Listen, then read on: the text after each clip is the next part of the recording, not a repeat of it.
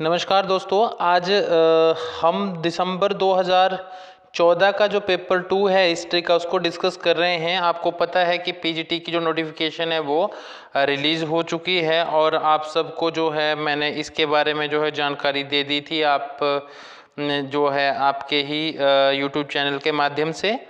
आज ज़्यादा देर ना करते हुए हम लोग सीधे पॉइंट पे आते हैं। और क्योंकि आगे बहुत से जो है वो और भी PYQ हमें डिस्कस करने हैं, ये पीजीटी के लिए जो है और साथ में यूजीसी नेट के लिए जो है वो महत्वपूर्ण है। और उसके अंदर क्या जो है कैसे एग्ज़ाम होगा क्या होगा वो सारा कुछ बता दिया है।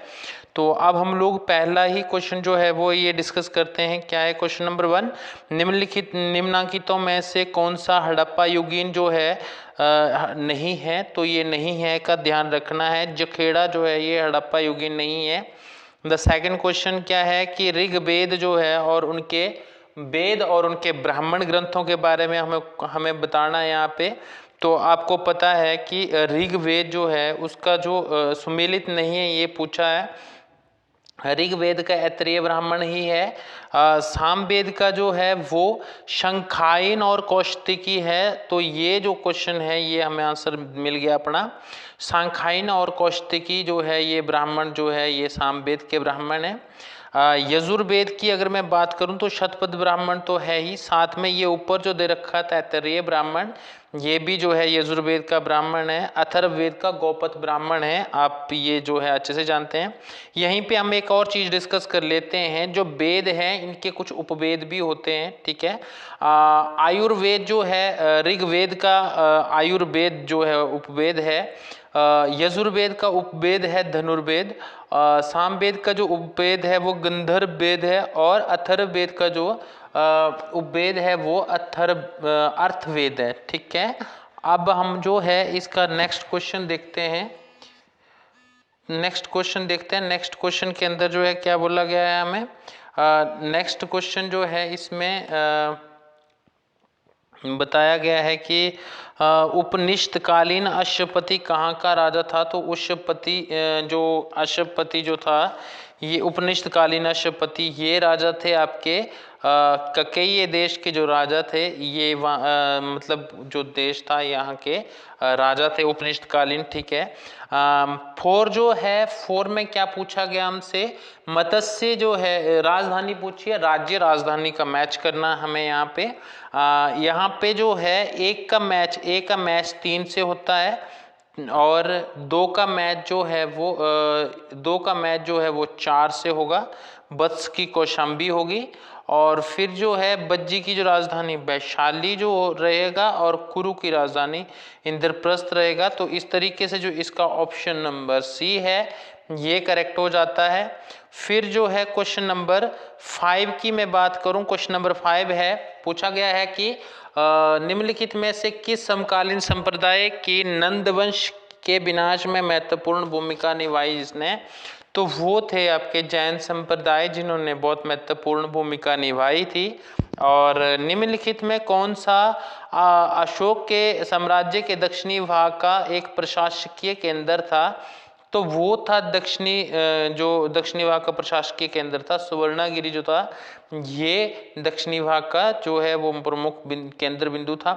7 जो अगर मैं क्वेश्चन नंबर देखूं तो यहाँ पे है, प्राचीन भारतीय विवाह पद्धतियों में किस एक में वधु शुल्क देने का नियम था। तो वधु शुल्क देने का जो नियम है वो असुर उसमें आता है। आपको पता है विवाह के भी अलग अलग प्रकार होते हैं। तो ये असुर जो पद्धति है उसके अंदर विवाह शुल्क देने का जो है वो हमें प्रमाण मिलते हैं या फिर अभी भी प्रचलित है कई जगहों पे। पद्दीपत्तु जो है पद्दीद्रु पत्तु जो है कहाँ के राजाओं की प्रशंसा में लिखी गई कविताओं का संग्रह है। तो ये है आपका चेर जो है इनकी स्थापना उदयन जरोल ने की थी।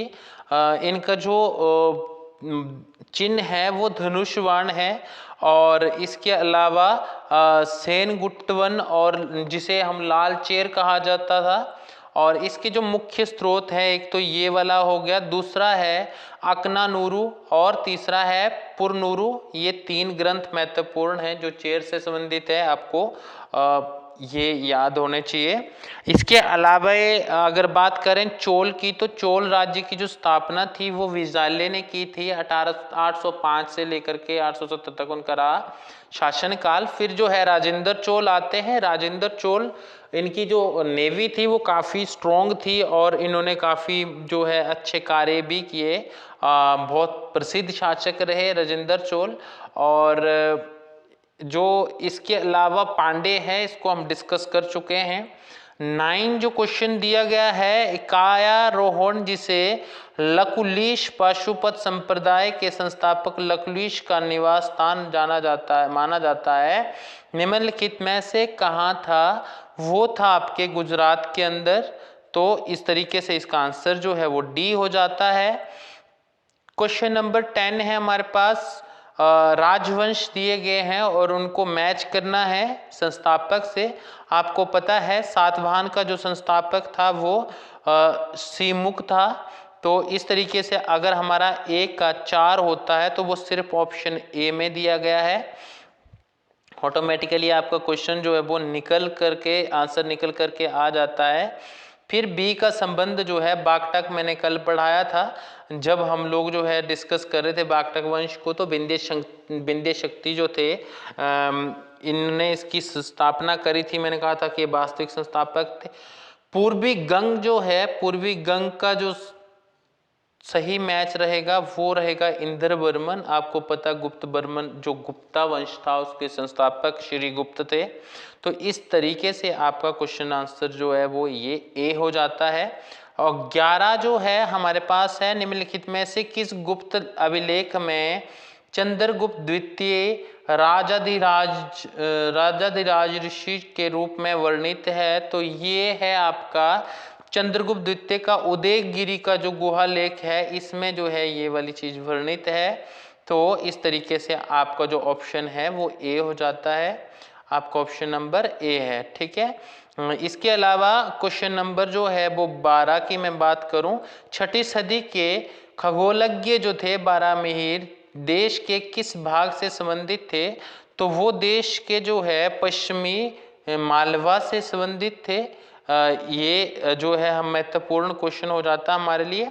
दूसरा, ये जो 3 और अभिलेख दिए गए हैं इनके नाम भी कभी कभार जो है पूछने के लिए आ जाते हैं, जैसे कि चंद्रगुप्त द्वितीय का मथुरा प्रस्तर अभिलेख, प्रभावती गुप्ता का जो है पूना ताम्र लेख, कुमार गुप्त प्रथम का बिल्स प्रस्तर अभिलेख, कभी जो है मैच करने के लिए ये चीजें आ जाती है। पुलकेशिन द्वितीय जो है, पुलकेशिन के ऐहोल अभिलेख के लेखक रवि कीर्ति ने स्वयं को निम्नलिखित लेखकों के बराबर माना है। तो उन्होंने अपने आप को माना था किसके बराबर? उन्होंने माना था आपको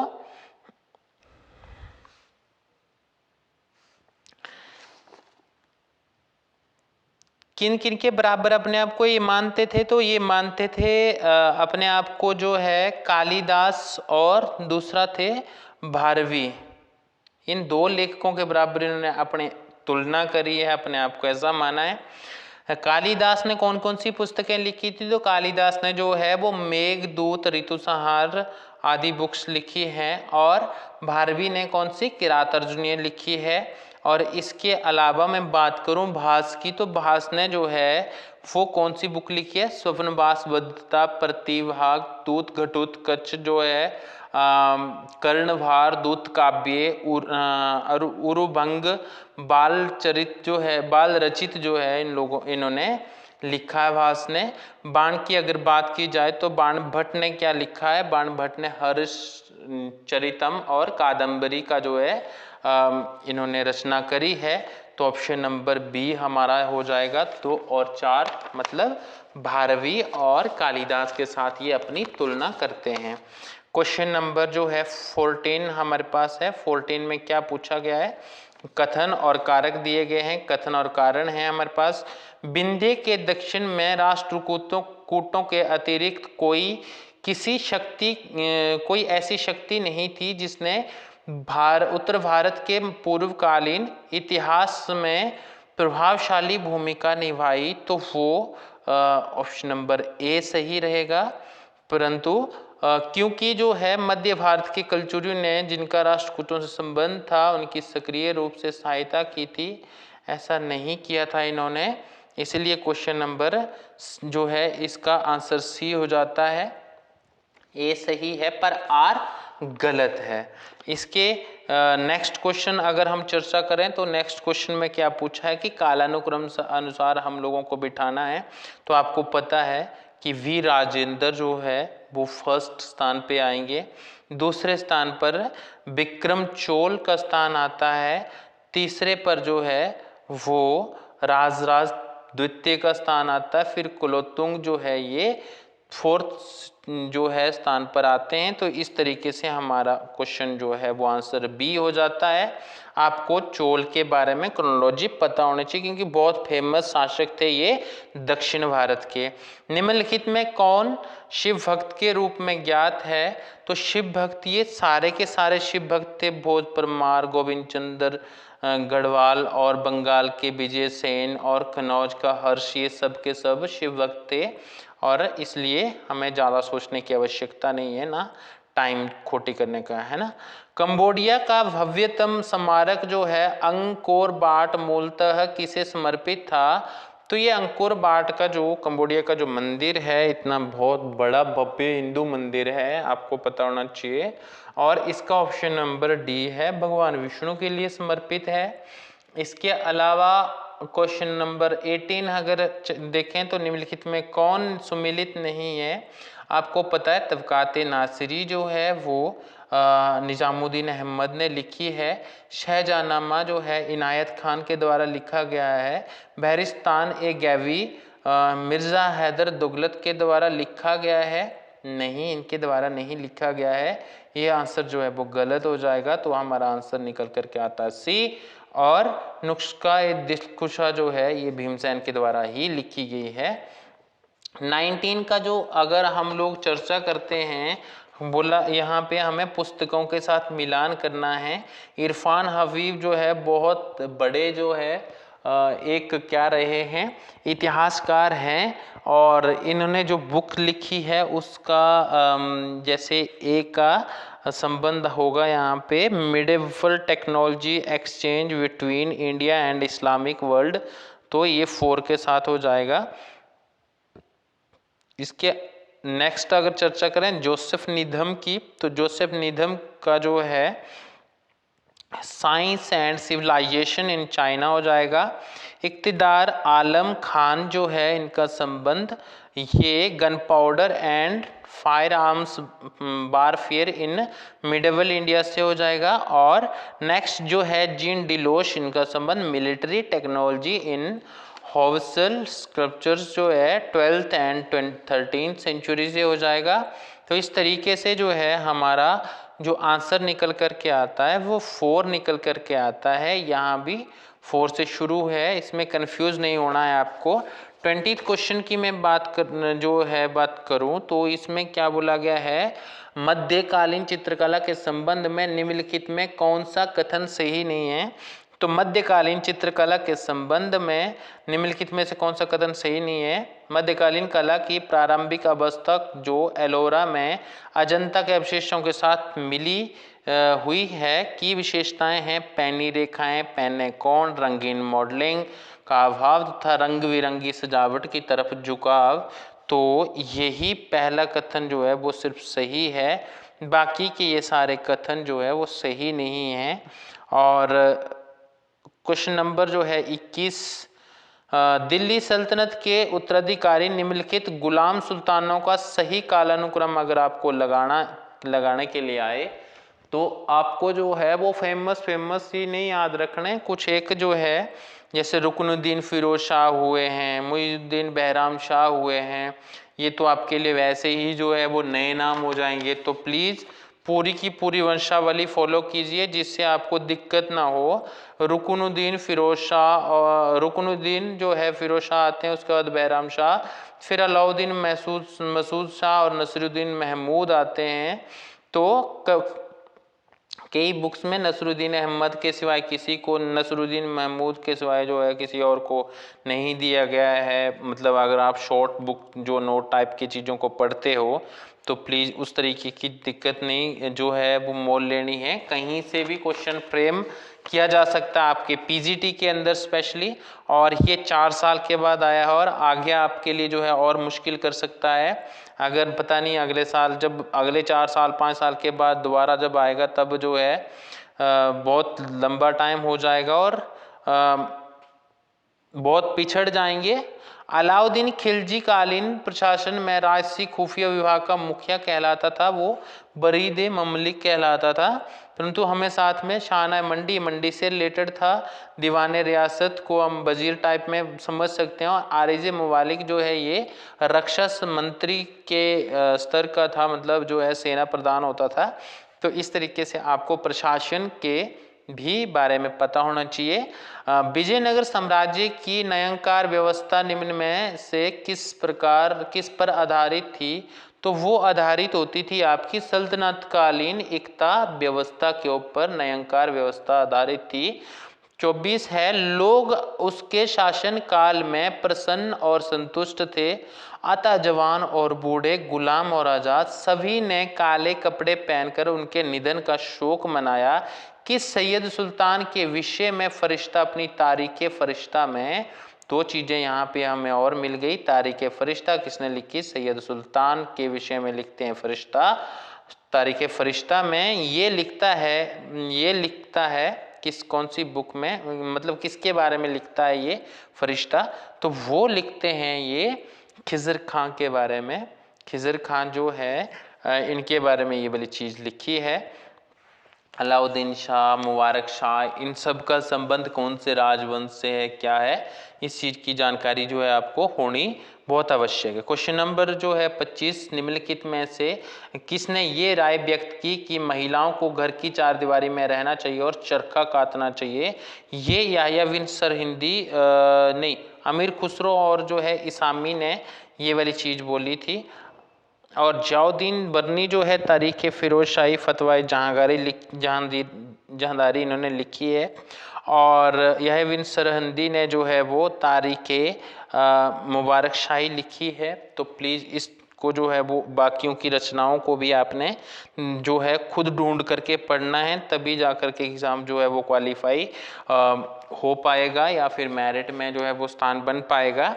अतगा खां के मकबरे जो है मकबरे जिसे उनके पुत्र मिर्ज़ा अजीज़ कोका ने 1560 से 1567 में बनवाया था, से संबंध वास्तुविद और सुलेखकार कुशनवीस जो है युग्म को सुमेलित कीजिए। तो वो युग्म था आपका उस्ताद खुदा कुली और बाकी मोहम्मद जो है, इन्होंने इस मकबरे को मतलब जो है वो सुलेखित किया था। इसके अलावा 27 क्वेश्चन है हमारे पास। 27 क्वेश्चन यहाँ मिलान करना होगा। बिट्टी कच्ची का जो संबंध है वो सैन्य लिपिकार अथवा सचिव से होता है। मीर अदल का जो संबंध है ये मुख्य सचिव, मुख्य न्यायाधीश से होता है। उसूल का जो संबंध है ये कबीला से है। और वक्यनवीस दरबारी इतिहासकार होता था। तो आपको इसका आंसर जो है वो डी देखने को मिलेगा। और इसके अलावा 28 मध्यकालीन भारत में व्यापार के लिए आए यूरोपीय देशों के संबंध में कौन सा सही कालक्रम है? तो वो सही कालक्रम आपको पता है, पहले पुर्तगाली आए थे, उसके बाद डच आए थे, फिर अंग्रेज आए थे और फिर फ्रांसीसी आए थे। तो ऐसा ऑप्शन 3 में दिया गया है और ऑप्शन सी जो है वो आप इसका लगाओगे। 29 है, निम्नलिखित शासकों मुगल शासकों में से किसने ये दावा किया था कि वे अंतर कर सकता है कि किस चित्रकार ने रेखा चित्र बनाया, उसमें किसने रंग भरा और उनका चेहरा तैयार किया? तो ऐसी बात जो है वो सिर्फ जहांगीर बोलता था। वो बोलता था कि किसी और ने नाक कान आँख मतलब बॉडी का एक एक पार्ट अलग अलग चित्रकार से बनाओ, मैं ये बता सकता हूँ कि वो वाली चीज किसने बनाई है। आंख किसने बनाई, नाक किसने बनाई, पैर किसने बनाए, हाथ किसने बनाए। तो ये इतनी जो इनकी गहरी पकड़ थी किनकी, हम लोग बात कर रहे हैं जहांगीर की। 30 क्वेश्चन है। मासिर ए आलमगिरी जो है ये किसकी रचना है। मासिर आलमगिरी जो है ये साकी मुस्तईद खान की ही रचना है। मासिर उल उमरा जो है ये अब्दुल कासिम नमकीन की रचना नहीं है। मुंतखब उत तवारीख जो है अब्दुल कादिर बंदायूनी की रचना है। अखबार उल अखियार जो है ये अब्दुल हक की रचना है। 30 जो है वो कंप्लीट हो गया हमारा। 31 है। मुगलकालीन भारत में मुख्य रूप से क्या पूछा गया, मुगलकालीन भारत में मुख्य रूप से थी, तो ये थी आपकी एक वर्ष में 2 फसल जो है वो लेने की जो परंपरा थी या फिर जो अर्थव्यवस्था थी वो ऑप्शन बी है हमारा, ऑप्शन नंबर बी। इसके 32 खिल्लत जो कि मुगल शासकों द्वारा अमीरों को दी जाती थी वे थी एक, वो सिर्फ बस्तर होता था जो उनको दिया जाता था खिल्लत के तौर पर, और ये चीज़ जो है हमारे बहुत सारे राजाओं को भी दी जाती थी कि खिल्लत प्रदान की है राजा ने, बहुत फेमस है। और बाद में जो है जब आप जो है मुझे ये बताएंगे पीजीटी वाले स्पेशली जो लोग हैं कि जब हिमाचल के अंदर जो है खिल्लत ही प्रकार का एक जो है वो उपाधि दी जाती है राजाओं को ब्रिटिशरों के द्वारा, वो क्या थी और उसका नाम जो है वो क्या है। अगर आप लोग नहीं भी बताते हैं तो भी मैं आपको जो है यही सजेस्ट करूँगा कि उनको जो है वो इस तरीके की जो शब्दावली हैं वो पूछी जाती है और उससे क्वेश्चन आता ही आता है। ठीक है। मराठों के संबंध में क्या पूछा गया हमसे, मराठों के संबंध में निम्नलिखित में से कौन सा कथन सही नहीं है। तो वो कथन क्या है, शिवाजी ने जुन्नार और अहमदनगर परगनों में देशमुखी की मांग की थी जिसके संबंध में शहजादे मुराद ने जो दक्कन का गवर्नर था सम्राट के समक्ष उपस्थित होने के बाद कोशिश करने और सुनिश्चित करने का वायदा किया था। ये सही है आपका। और फिर जो है अगला पूछा गया है कि 1644 के एक फरमान में कहा गया कि शाहजी को कोंडाने में उनके प्रतिनिधि एजेंट दादाजी कोंडदेव की विद्रोही गतिविधियों के कारण दरबार से हटा दिया गया है। ये कथन भी सत्य है। मवाली पैदल सैनिक दक्कन में शहजादे मुराद की सेना का सशक्त अंग बन गए थे, बिल्कुल नहीं, ऐसा नहीं हुआ था। तो ये ऑप्शन जो है वो गलत हो जाएगा हमारा। तो यही आंसर जो निकलेगा क्योंकि नेक्स्ट वाला भी शिवाजी ने 1656 में मराठा प्रमुख चंद्र राव मौर्य से जावली जीत लिया था, तो ये सही है। और 34 है 34 अभिकथन और तर्क दिए गए हैं। उत्तर मध्य काल में भारतवासियों और यूरोप वासियों के संबंध पारस्परिक व्यापारिक हितों पर आधारित थे, तो ये जो कथन है ये सही हो जाता है क्योंकि भारत में यूरोपीय व्यापारियों के बसने के बाद उनके परिवारों और धर्म गुरुओं, चिकित्सकों और कलाकारों जैसे अन्य सामाजिक समूहों का आगमन हुआ। तो ये ऑप्शन जो है ये सही तो हो जाता है पर ये एक दूसरे की सही से व्याख्या नहीं कर रहे हैं, तो ऑप्शन नंबर बी जो है इसका सही हो जाएगा। क्वेश्चन नंबर 35 है हमारे पास। परमोच्च शक्ति वे स्थिति है जिसका उपयोग ब्रिटिश सरकार परम उच्च शक्ति के रूप में करती है, तो ये है आपका राजा रजवाड़ों के राज्यों के संबंध, ये ऑप्शन नंबर डी रहेगा इसका। एज ऑफ कंसेंट 1860 में लड़कियों के विवाह की आयु कितनी निर्धारित की गई थी, तो एज ऑफ कंसेंट जो है इसमें 10 वर्ष की आयु जो है वो निर्धारित की गई थी। और आप जो है भारत का कौन सा शासक जैकोबिन क्लर्कस 10 से बन गया, तो ये बने थे आपके टीपू सुल्तान और इन्होंने स्वतंत्रता का पेड़ भी लगाया था। आपको जानकारी होनी चाहिए, इनके युद्ध, इनकी संधियां बहुत इंपॉर्टेंट है। उन राज्यों के क्रमानुसार दीजिए, राज्यों क्रमानुसार दीजिए जिनका विलय लॉर्ड डलहौजी ने लेफ्ट नीति के अधीन किया था। तो इसको हम अगर जो है वो सीक्वेंस वाइज देखेंगे तो 1848 के अंदर, जैतपुर संबलपुर 1849 के अंदर, बघाट 1850 में होता, उदयपुर 1852 के अंदर करते हैं डलहौजी अपने अंडर, और झांसी 1853 के अंदर, और 1853 ये 2 बार आया भी था अभी, जब इससे पीछे जो पीसीएस के पेपर हुए थे हिमाचल प्रदेश के, तो उसमें ये सवाल था। और इसके अलावा जो है नागपुर 1854 के अंदर हुआ, और करौली जो है 1855 में, और अवध को जो है वो कुशासन का आरोप लगा करके 1856 में अपने अधीन कर लिया गया था। तो इस तरीके से जो है इसका जो सही कूट बैठेगा वो बैठेगा सी 3, 4, 2 और 1 जो है सही कूट बैठेगा। इसका नेक्स्ट क्वेश्चन है, पुराने गारंटी व्यवस्था के अधीन रेलवे में निवेश करने वाली ब्रिटिश कंपनी को गारंटीड लाभ जो है लाभांश का आश्वासन था, तो वो सिर्फ 5% था, मतलब बहुत ज़्यादा था उस समय का। तो ग्रामशी के युद्ध स्थिति की तरह भारतीय राष्ट्रीय कांग्रेस की तुलना किसने की है? तो ये की है आपके फोर्टी का है हमारे पास, ये बिपिन चंद्र पॉल जो है ये बहुत फेमस लेखक हैं। इन्होंने इस चीज़ की जो है वो ये वाली बात, मतलब ग्रामशी की स्थिति की तरह भारतीय राष्ट्रीय कांग्रेस की तुलना इन्होंने करी है। नेक्स्ट क्वेश्चन है हमारे पास 41 में क्या लिखा है?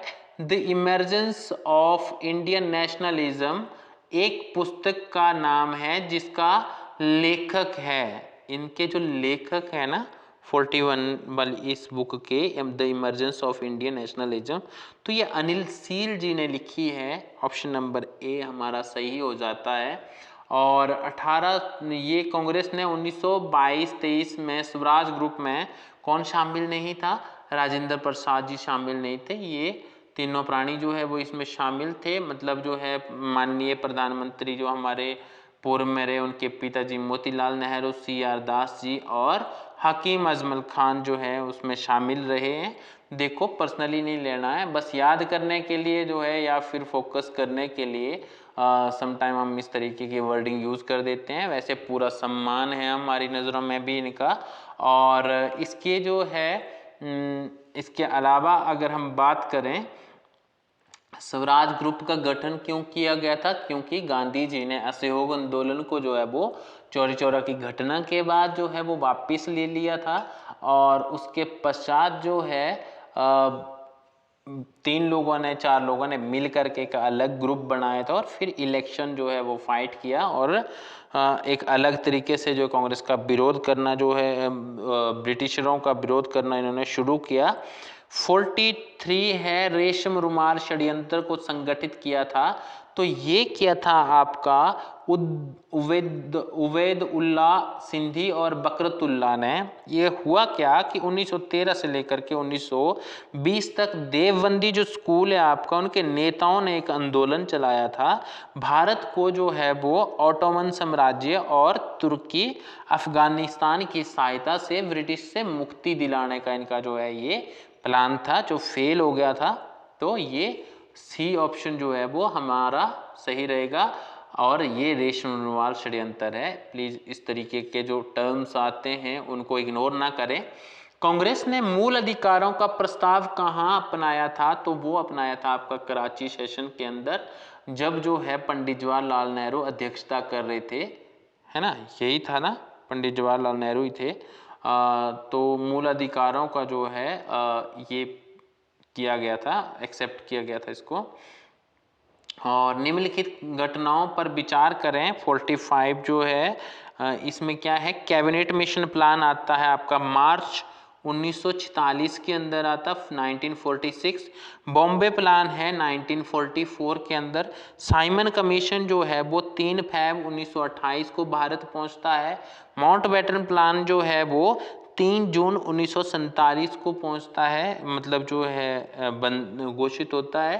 तो ऑप्शन नंबर बी जो है वो सही रहेगा हमारे पास, ऑप्शन नंबर बी सही रहेगा।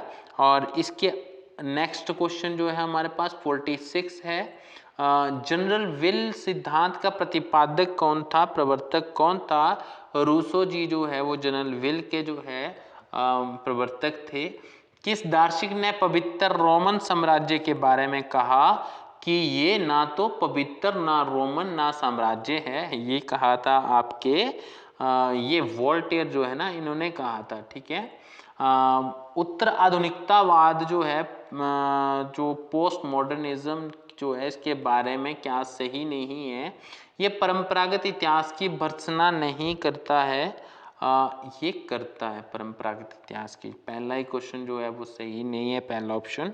तो इस तरीके से जो है हमें नेक्स्ट जो है वो ये पढ़ लेने हैं ताकि हमें दिक्कत ना हो, कि ये इसकी विशेषताएं हैं।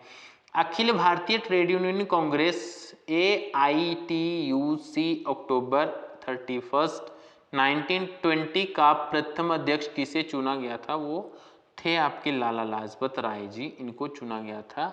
और सुभाष चंद्र बोस और उनके बारे में मैं आपको बहुत बार वर्णन कर चुका हूँ। 50 जो है, सिराजुद्दौला को एक बहुत छोटी इंग्लिश ईस्ट इंडिया कंपनी की सेना टुकड़ी ने परास्त कर दिया था। हाँ जी, इन्होंने परास्त कर दिया था क्योंकि इनके खुद के लोग जो है वो भाग गए थे, इनके साथ धोखा कर गए थे। वे हिंदुओं की सहायता प्राप्त ना कर सका, ऐसा नहीं है, उनके खुद के लोगों ने धोखा दिया था, इसलिए ये हारे थे। तो ये थे आपके ए सही, परंतु आर गलत है। तो थैंक यू सो मच, शुभकामनाएं आपके लिए और डटकर पढ़ाई कीजिए। धन्यवाद।